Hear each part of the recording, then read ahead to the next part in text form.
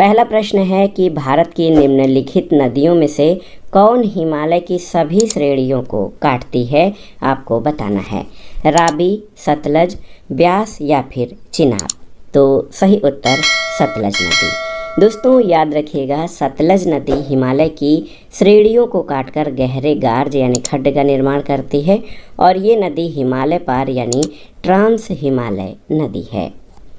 अगला प्रश्न है, हिमाचल प्रदेश से होकर बहने वाली नदियां कौन सी हैं? तो ये आपको याद रखना होगा, ब्यास, चेनाब, रावी, सतलज और यमुना। देखिए, ब्यास, चेनाब, रावी, सतलज और यमुना ये सभी नदियां ये हिमाचल प्रदेश से होकर बहती हैं। याद रखिएगा, ब्यास, चेनाब, रावी, सतलज और यमुना हिमाचल प्रदेश से होकर बहने वाली नदियां हैं। अगला प्रश्न है, दामोदर नदी किसकी सहायक नदी है? तो आप जान लीजिए, दामोदर हुगली की सहायक नदी है। ऑप्शन बी आपका सही उत्तर है। दामोदर नदी हुगली की सहायक नदी है। हुगली गंगा की वितरिका है। दामोदर नदी कहाँ से निकलती है, ये आपको बताना है। तो दामोदर नदी छोटा नागपुर पठार से निकलती है। याद रखिएगा, दामोदर नदी का उद्भव छोटा नागपुर पठार से होता है। अगला है, निम्न नदियों में कौन सर्वाधिक प्रदूषित है? गोमती, पेरियार, दामोदर या महानदी? तो सही उत्तर इन विकल्पों में दामोदर नदी सर्वाधिक प्रदूषित है। ऑप्शन सी आपका सही उत्तर है।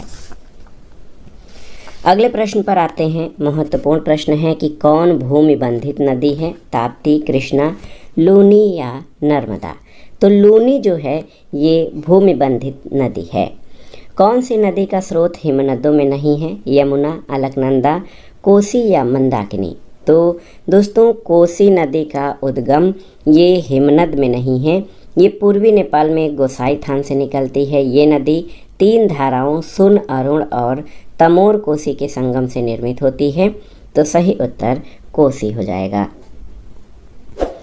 अगला प्रश्न है, त्रिवेणी नहर किस नदी से पानी त्रिवेणी नहर में किस नदी से पानी आता है, आपको बताना है। तो सही उत्तर गंडक। दोस्तों याद रखिएगा, त्रिवेणी नहर में गंडक नदी से पानी आता है और ये पश्चिमी चंपारण जिले में स्थित है। किस नदी का उद्गम स्थल भारत में नहीं है? ऑप्शन देखिए, ब्यास, चेनाब, रावी या सतलज? तो सही उत्तर सतलज नदी का उद्गम तिब्बत में कैलाश पर्वत और मानसरोवर झील के निकट राकसताल झील है। तो सही उत्तर सतलज नदी हो जाएगा। ऑप्शन डी आपका सही उत्तर है। अगले प्रश्न पर आते हैं, कौन सी नदी मध्य प्रदेश से निकलती है और खंभात की खाड़ी में गिरती है? ऑप्शन है पार्वती, सिंधु, माही या जवाई नदी? तो सही उत्तर माही नदी। दोस्तों माही नदी दक्षिण पश्चिमी दिशा की ओर गुजरात से प्रवाहित होते हुए खंभात की खाड़ी में गिरती है। अगला प्रश्न है, किशन गंगा सहायक नदी है किसकी? ये प्रश्न भी बहुत ही महत्वपूर्ण है। किशन गंगा किसकी सहायक नदी है? तो याद रखिएगा, किशन गंगा झेलम की सहायक नदी है। अगले प्रश्न पर आते हैं। इसमें पूछा गया है कि मुंबई की मीठी नदी किस झील से निकलती है? मुंबई की मीठी नदी? तो सही उत्तर विहार झील, ऑप्शन बी। याद रखिएगा, मीठी नदी मुंबई के बिहार झील के अधिप्रवाह से उद्गमित होती है। अगला प्रश्न है, आप देखिए दोस्तों, महत्वपूर्ण प्रश्न है कि निम्नलिखित नदियों में कौन सा अपने भ्रंश घाटी प्रवाह के लिए प्रसिद्ध है? चंबल, दामोदर, गंडक या रामगंगा? तो सही उत्तर दामोदर, ऑप्शन बी। दोस्तों देखिए, दामोदर नदी अपने भ्रंश घाटी प्रवाह के लिए प्रसिद्ध है। ये झारखंड राज्य के छोटा नागपुर पठार में खमरवा पहाड़ी से निकलती है।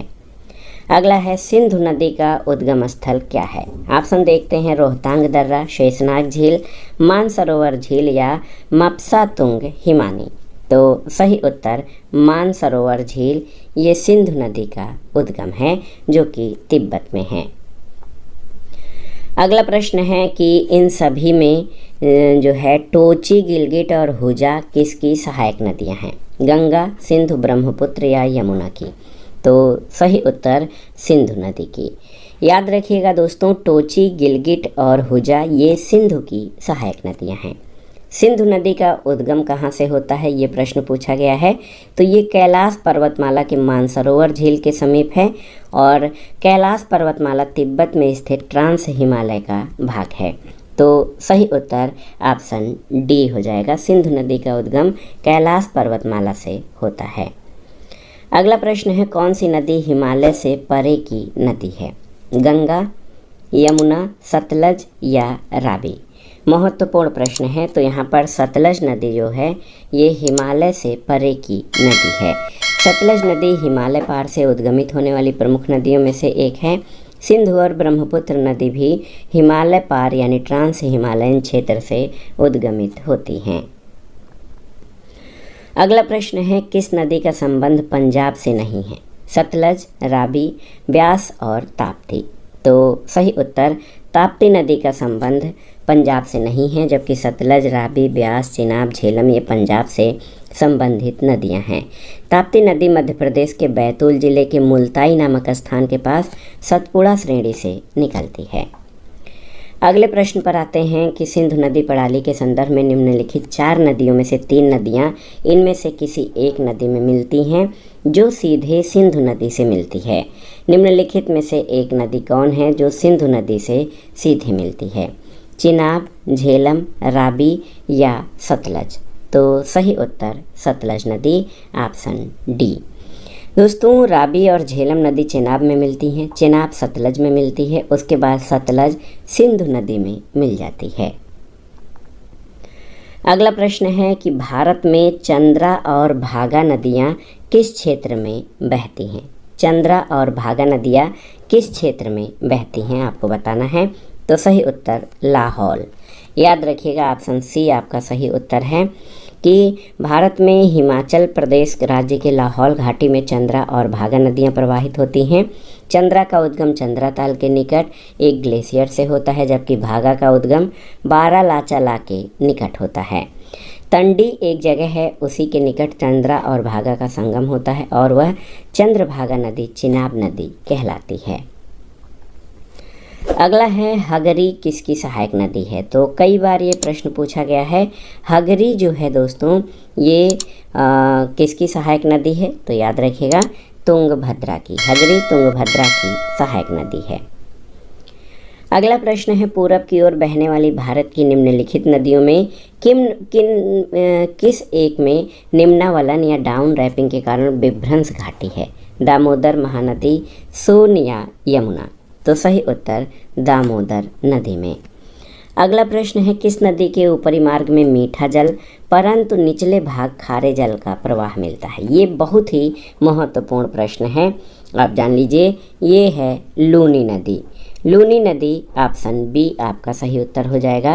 राजस्थान की लूनी नदी का उद्गम अजमेर के निकट अरावली पर्वत में नागा पहाड़ी से होता है। अपने प्रवाह के ऊपरी भाग में लगभग 100 किलोमीटर तक इसमें मीठा जल है, लेकिन बाड़मेर के बलोतरा में पहुंचकर इसका जल लवड़ी या खारा हो जाता है, जो कि यहाँ के प्रवाह मार्ग के सतह के अधिक लवड़ी होने के कारण होता है और ये नदी कच्छ के रन में विलीन हो जाती है आगे जाकर।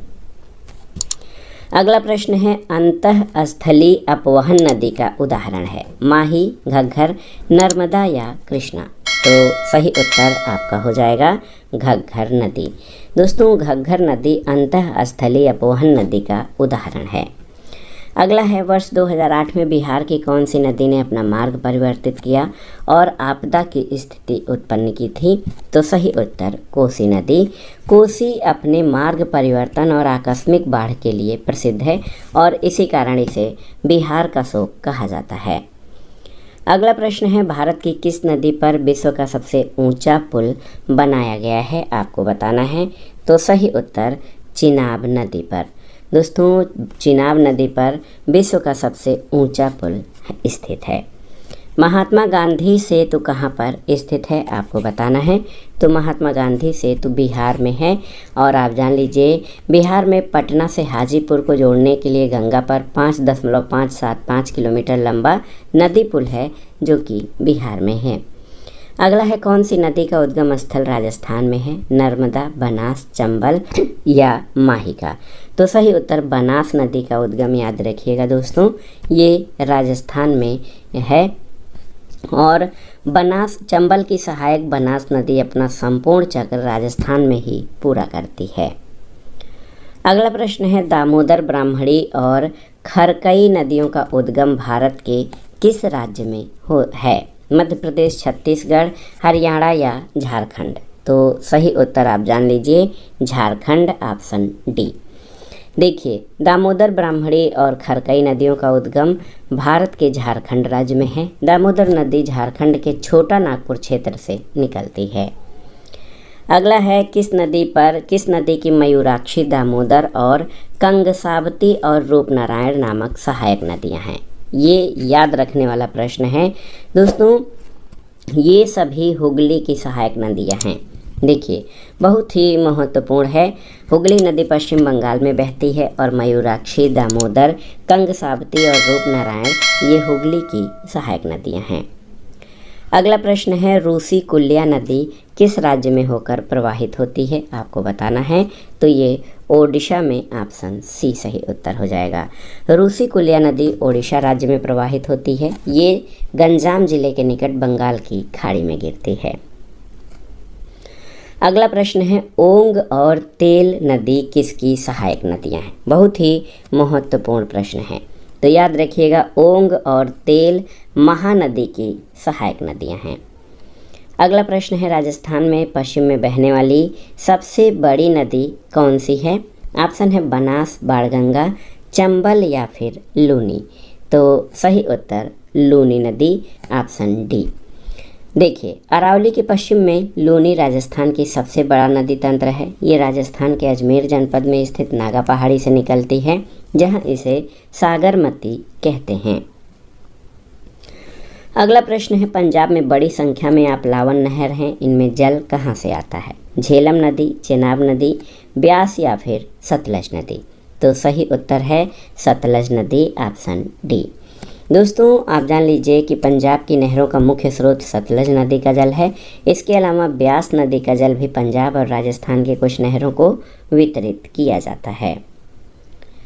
अगला प्रश्न है कि सतलज नदी किस दर्रे से होकर भारत में प्रवेश करती है? तो याद रखने के लिए है, इसमें कुछ समझना नहीं है, शिपकीला दर्रे से होकर, ऑप्शन बी आपका सही उत्तर है। सतलज नदी शिपकीला दर्रे से होकर तिब्बत में भारत में प्रवेश करती है। निम्नलिखित में से कौन नदी सिंधु नदी की सहायक नदी नहीं है? आपको बताना है। रावी, ब्यास, चेनाब या गोमती? तो कौन सी नदी सिंधु की सहायक नदी नहीं है? तो आप जान लीजिए, गोमती नदी। गोमती नदी उत्तर प्रदेश के पीलीभीत जिले की फुलहर झील से उद्गमित होती है। ये सिंधु की सहायक नदी नहीं बल्कि गंगा की सहायक नदी है। अगला है, निम्नलिखित में से भारत की 12मासी नदी प्रणाली कौन सी है? तापो, सिंधु, कृष्णा या फिर ताप्ती? तो ये है सिंधु नदी, ऑप्शन बी। सिंधु नदी भारत की 12मासी नदी प्रणाली है और हिमालयी नदियां 12मासी प्रणाली के अंतर्गत आती हैं। अगला प्रश्न है, सिंधु नदी ग्रेट इंडियन डेजर्ट के किस हिस्से में स्थित है? उत्तर, दक्षिण, पूर्व या पश्चिम में? तो सही उत्तर क्या हो जाएगा दोस्तों? सिंधु नदी ग्रेट इंडियन डेजर्ट के पश्चिम में स्थित है, ऑप्शन डी आपका सही उत्तर है। अगला है, इनमें से कौन सी नदी पंजाब राज्य से होकर नहीं बहती? सतलज, रावी, झेलम या गंगा? तो गंगा नदी।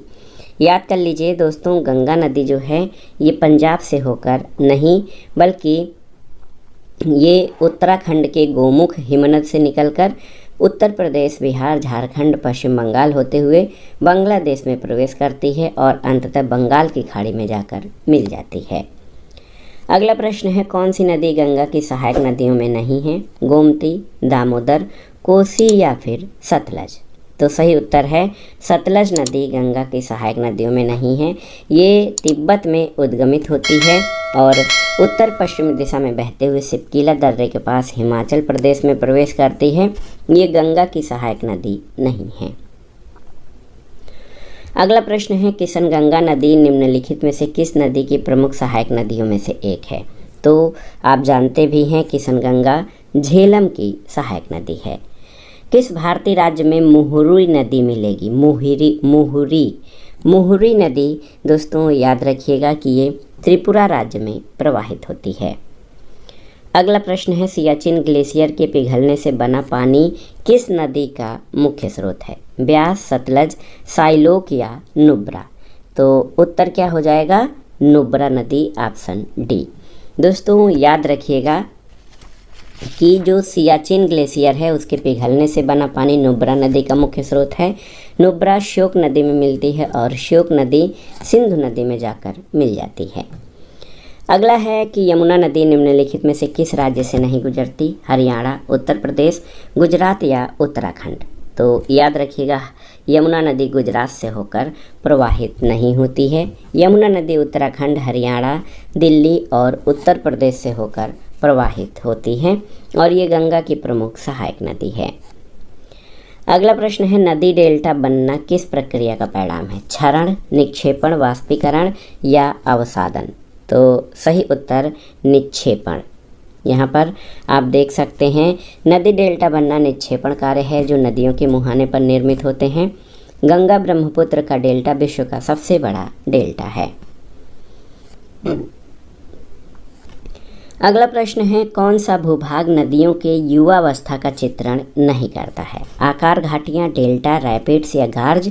तो सही उत्तर आपका डेल्टा हो जाएगा। डेल्टा नदियों की युवावस्था का चित्रण नहीं करता है। अगला है, निम्नलिखित में से कौन सी नदी हिमाचल प्रदेश के कुल्लू पहाड़ियों के बीच रोहतांग दर्रे के पश्चिम में निकलती है और राज्य की चंबा घाटी से होकर बहती है? तो सही उत्तर क्या हो जाएगा? सही उत्तर रावी नदी, ऑप्शन डी आपका सही उत्तर हो जाएगा। रावी हिमाचल प्रदेश के कुल्लू पहाड़ियों के बीच रोहतांग दर्रे के पश्चिम में निकलती है और चंबा घाटी से होकर बहती है। ये नदी पाकिस्तान में चेनाब नदी में मिल जाती है। अगला प्रश्न है, कौन सी सिंधु की सहायक नदी नहीं है? ब्यास, सतलज, चंबल या फिर रावी? तो सही उत्तर आपका हो जाएगा चंबल। ये सिंधु की सहायक नदी नहीं है। सिंधु नदी तिब्बत के मानसरोवर झील के निकट से निकलती है। सिंधु नदी के बाएं ओर से मिलने वाली सहायक नदियों में सतलज, ब्यास, रावी, चिनाब और झेलम है। इसके अलावा जास्कर, स्वात, स्यांग, सिगार और गिलगिट नदियां भी बाएं ओर से मिलने वाली सहायक नदियां हैं। अगला प्रश्न है, सूची 1 का सूची 2 से सुमेलन करिए और दिए गए कोड से सही उत्तर का चयन करिए। नदी और उसकी सहायक नदियों का। कृष्णा की सहायक नदी आप देखिए भीमा है। ब्रह्मपुत्र की तीस्ता है।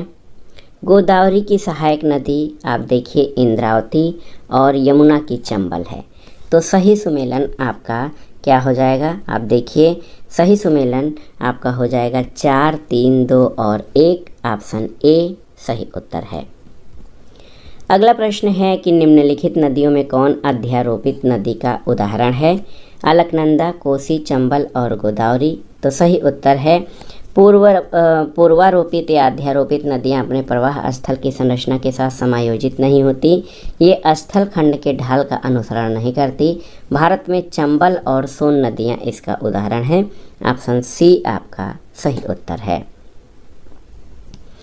अगला प्रश्न है, संकोश नदी किसकी सीमा बनाती है? ये भी महत्वपूर्ण प्रश्न है, तो याद रखिएगा संकोश नदी असम और पश्चिम बंगाल के बीच प्रवाहित होते हुए उसकी सीमा बनाती है। अगला प्रश्न है, निम्नलिखित में से कौन सी नदी हिमाचल प्रदेश से होकर प्रवाहित नहीं होती? सतलज, झेलम, रावी या फिर चिनाब? तो सही उत्तर झेलम नदी हिमाचल प्रदेश से होकर प्रवाहित नहीं होती है। अगला है, किस देश में सिंधु नदी प्रवाहित नहीं होती है? ऑप्शन है भारत, पाकिस्तान, चीन या फिर अफगानिस्तान? तो सही उत्तर अफगानिस्तान में सिंधु नदी प्रवाहित नहीं होती है। आप जान लीजिए सिंधु नदी तिब्बत के मानसरोवर झील के निकट से निकलती है। ये चीन से निकलकर भारत और पाकिस्तान में प्रवाहित होते हुए अरब सागर में गिरती है। ये अफगानिस्तान में प्रवाहित नहीं होती है। अगला प्रश्न है, दूध गंगा नदी किस में अवस्थित है? आपको बताना है। जम्मू कश्मीर, हिमाचल प्रदेश, उत्तराखंड और पश्चिम बंगाल? तो सही उत्तर आपका हो जाएगा दूध गंगा। ये जम्मू कश्मीर के अतिरिक्त उत्तराखंड और महाराष्ट्र में भी प्रवाहित होती हैं। तो हिमाचल प्रदेश में भी दूध गंगा नाम से है, उत्तराखंड में भी है, तो याद रखिएगा जम्मू कश्मीर में भी है। तो देखिए बहुत ही महत्वपूर्ण है। दूधगंगा जो नदी है जम्मू कश्मीर के अतिरिक्त उत्तराखंड और हिमाचल प्रदेश में नहीं, जम्मू कश्मीर और उत्तराखंड दोनों राज्यों में इस नाम से नदियां हैं। तो ए और सी दोनों ही विकल्प इसके सही हैं। अगला प्रश्न है कौन सी नदियां बंगाल की खाड़ी में गिरती हैं? जो कूट है उसके आधार पर आपको बताना है। तो ऐसे आपको याद रखना चाहिए कि गंगा, ब्रह्मपुत्र, गोदावरी, महानदी, कृष्णा, कावेरी, पेन्नार, सुवर्णरेखा और ब्राह्मणी ये बंगाल की खाड़ी में गिरने वाली प्रमुख नदियां हैं।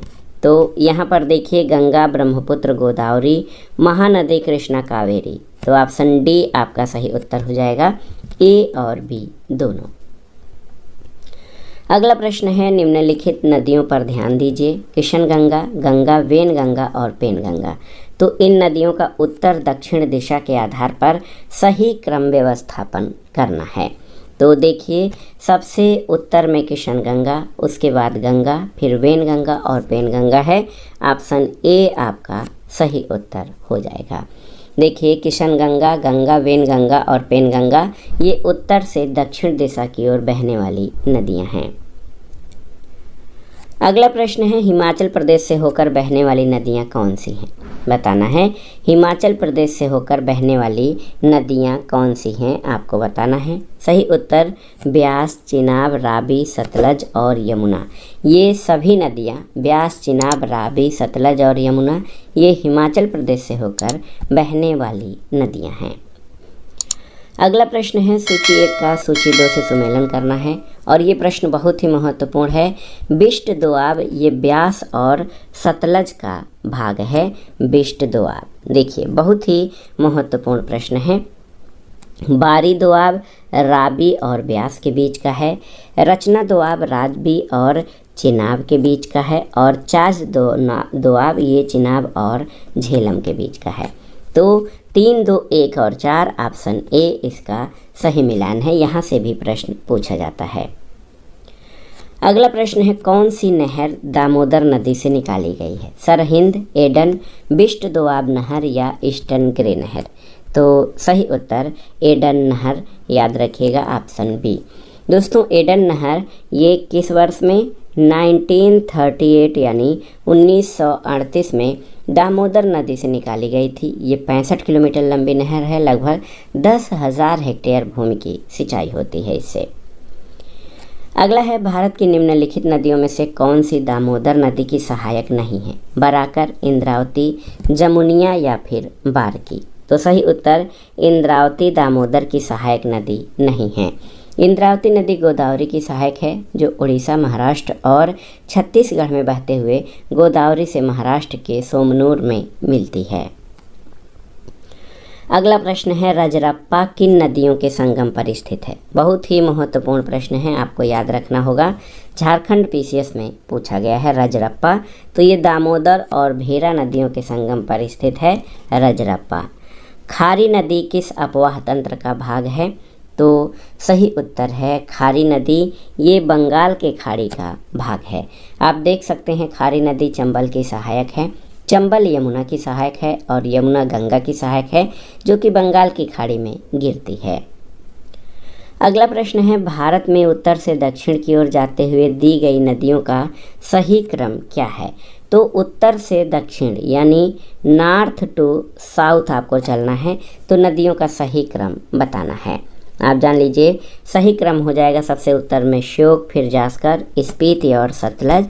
ऑप्शन बी आपका सही उत्तर हो जाएगा। अगला प्रश्न है संथाल परगना में लगने वाला दुमका का हिजला मेला किस नदी के तट पर आयोजित होता है? महत्वपूर्ण प्रश्न है। सुवर्णरेखा, बराकर, मयूराक्षी या फल्गु। तो सही उत्तर मयूराक्षी नदी के तट पर। संथाल परगना में दुमका के हिजला नामक स्थान पर जनजाति मेला लगता है। हिजला मयूराक्षी नदी के तट पर स्थित है। अगला प्रश्न है दो राज्यों में पहली बार दो नदियों को जोड़ने की परियोजना के संबंध में जो मेमोरेंडम हस्ताक्षर हुआ उसमें राज्य और नदियों का नाम क्या है? तो उत्तर प्रदेश और मध्य प्रदेश के बीच केन और बेतवा नदियों को जोड़ने का कार्य किया गया है।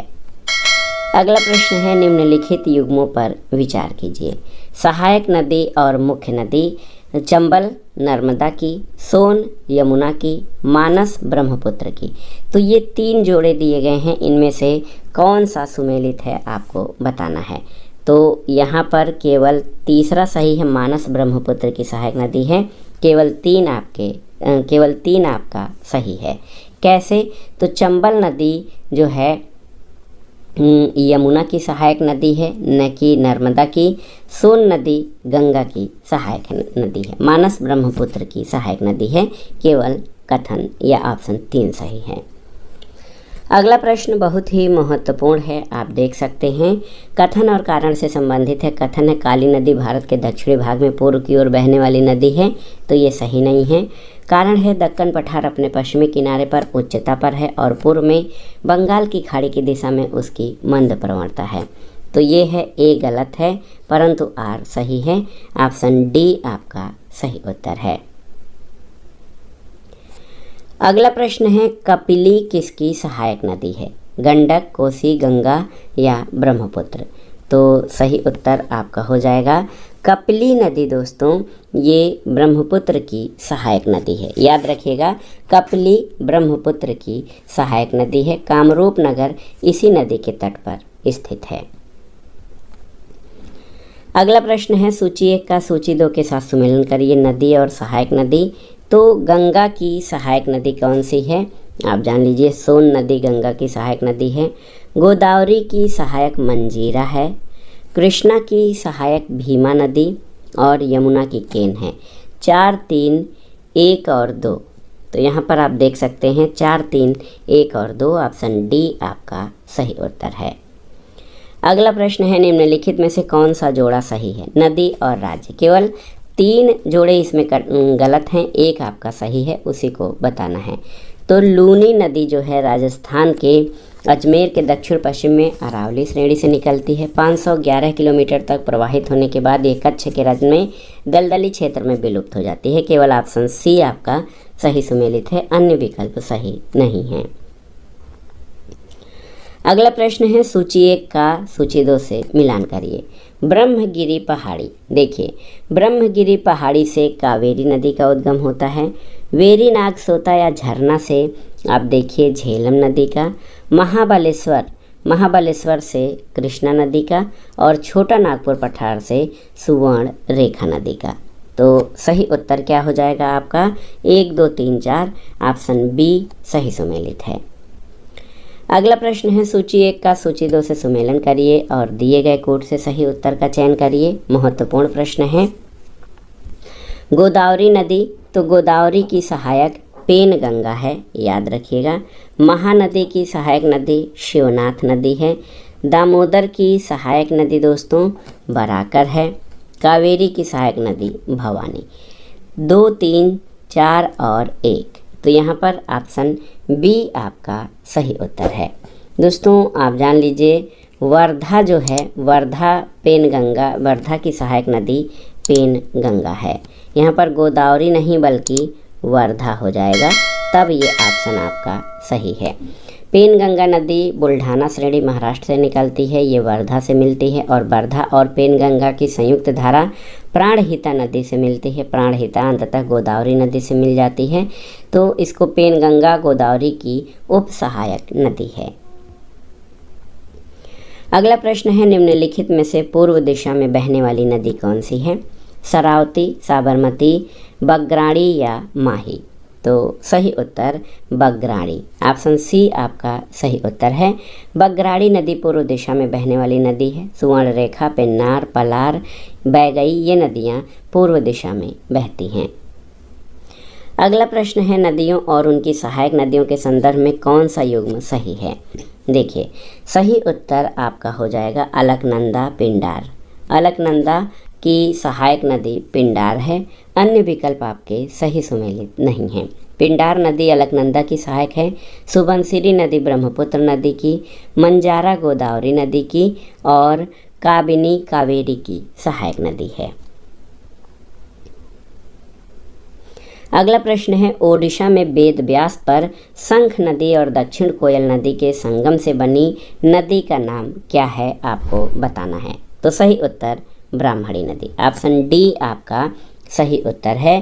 ब्राह्मणी नदी ओडिशा में वेद व्यास पर शंख नदी और दक्षिण कोयल नदी के संगम से बनी है। अगला प्रश्न है गंगा नदी और सिंधु नदी तंत्र के बीच कौन सा क्षेत्र है जो जल क्षेत्र को पृथक करता है। हरिद्वार, नामचा बरवा, अलकनंदा या अंबाला। तो सही उत्तर अंबाला, ऑप्शन डी। दोस्तों देख सकते हैं गंगा नदी तंत्र और सिंधु नदी तंत्र के बीच अंबाला क्षेत्र एक जल विभाजक का कार्य करता है। इसके पूर्व स्थित नदियां पूर्व की ओर और पश्चिम स्थित नदियां पश्चिम की ओर बहती हैं। अगला प्रश्न है, आप देखिए कि कुमायूं हिमालय निम्नलिखित में से किन दो नदियों के बीच स्थित है। तो कुमायूं हिमालय ये सतलज और काली नदियों के बीच स्थित है। कुमायूं हिमालय सतलज काली नदियों के बीच है। उत्तराखंड और हिमाचल प्रदेश में इस पर्वत श्रृंखला के पूर्व में नेपाल पर्वत और पश्चिम में कश्मीर हिमालय स्थित है। अगला प्रश्न है धनसिरी किस नदी या धनसिरी नदी किस राज्य से आरंभ होती है।